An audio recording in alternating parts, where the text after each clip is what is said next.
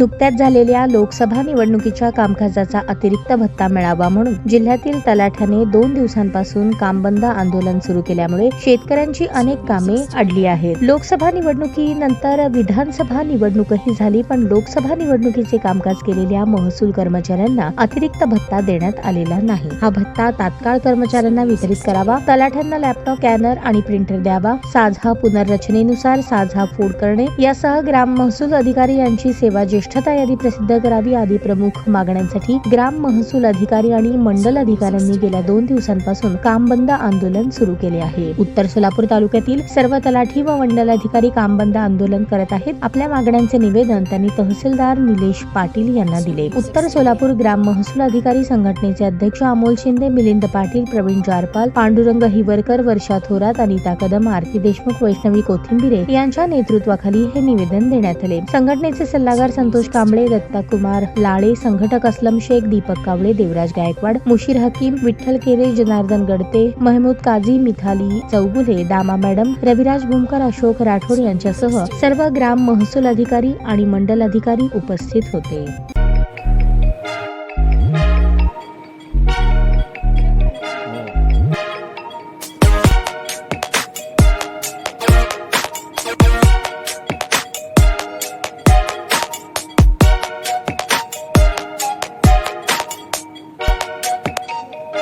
सोलापूर शहरातील सुप्रसिद्ध हॉस्पिटल म्हणजे सेंट्रल मल्टी स्पेशालिटी हॉस्पिटल मागील अनेक वर्षापासून सेवा बजावत आहे. 24 तास इमर्जन्सी सर्व्हिस, मॉडर्न टेक्नॉलॉजी, अनुभवी डॉक्टर्स तसेच अत्याधुनिक तंत्रज्ञान सुविधांनी सुसज्ज स्त्रीरोग प्रसूती विभाग, ऑर्थोपेडिक विभाग, मेडिकल विभाग आणि इतर एकमेव नाव म्हणजे सेंट्रल मल्टी स्पेशालिटी हॉस्पिटल. पत्ता गणेशपेठ शॉपिंग सेंटर, मंगळवार बाजार, सोलापूर.